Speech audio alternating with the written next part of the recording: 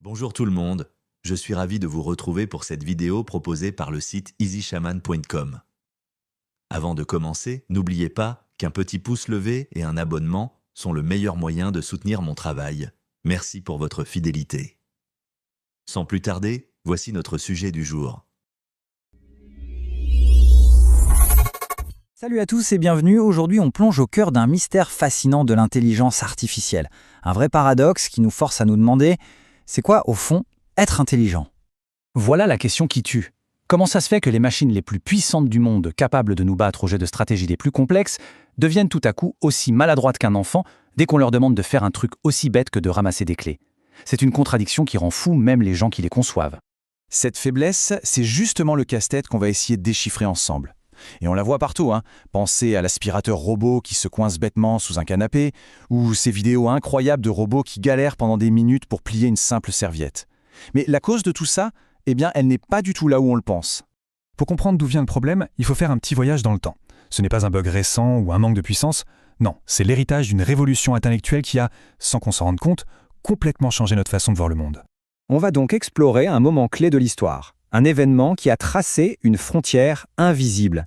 Une frontière qui sépare la manière dont nous, les humains, on perçoit la réalité et la manière dont les machines la perçoivent. Tout commence là, en 1637. Un certain René Descartes a un éclair de génie. Et si on pouvait traduire toutes les formes du monde, la courbe d'une colline, le cercle d'une roue, en équations? D'un coup, le paysage devient une suite de chiffres. C'est le début d'une séparation fondamentale, un véritable divorce. Et voilà ce fameux grand divorce en images. D'un côté notre monde à nous, celui de l'intuition, du corps, du ressenti, de l'expérience brute. Et de l'autre, le monde de l'IA. Un univers fait de nombres, d'abstractions pures, de points donnés, de réalités qui depuis Descartes ont un mal fou à communiquer. Bon, pour que tout ça soit bien clair, on va prendre un exemple tout simple, presque gourmand. Imaginez qu'on est dans une cuisine. La mission, si on l'accepte, couper un gâteau rond en 3 parts parfaitement égales. Pour un être humain, franchement, c'est un jeu d'enfant. On le fait à l'instant, non? On visualise le centre, on donne un premier coup de couteau, puis 2 autres. C'est un geste géométrique, fluide, continu, c'est net, c'est précis, c'est fait. Ok, maintenant, autour de l'ordinateur, on lui demande la même chose. Sauf que lui, il ne tranche pas, il calcule. Et là, c'est une autre histoire. Et voilà le résultat. L'ordinateur, il se met à bégayer en chiffres. Il nous sort une suite infinie de décimales sans jamais atteindre la perfection de notre simple coup de couteau. Il s'en approche à l'infini, mais il n'y arrive jamais vraiment. En fait, le nombre s'essouffle là où le geste réussit. Ce petit scandale du gâteau, il nous montre un truc énorme. À force de tout vouloir mesurer, de tout vouloir quantifier, on a fini par confondre la représentation numérique du monde avec le monde lui-même. On est tellement obsédé par la carte qu'on en a oublié le paysage. Alors concrètement, qu'est-ce que ça change pour nos IA d'aujourd'hui de vivre dans ce monde discret, ce monde en morceaux? Eh bien, les conséquences sont profondes et multiples.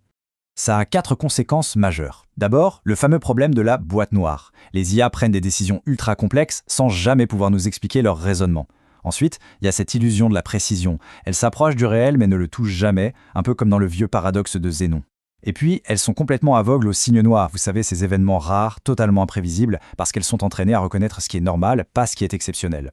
Enfin, et c'est peut-être le plus important, il leur manque ce qu'on appelle la connaissance tacite. C'est tout ce savoir qu'on ne peut pas mettre en mots, comme l'équilibre qu'on apprend en tombant de vélo, pas en lisant un mode d'emploi. Ok, on a toutes les pièces en main, il est temps d'assembler le puzzle et de comprendre enfin pourquoi ce pauvre robot n'arrive toujours pas à ramasser ses clés. La clé de tout, la voici. On ne vit tout simplement pas dans le même monde que les IA. Notre réalité à nous est continue. C'est un flux ininterrompu. Celle de l'IA est discrète, faite de blocs d'informations bien séparés, de pixels, de 0 et de 1.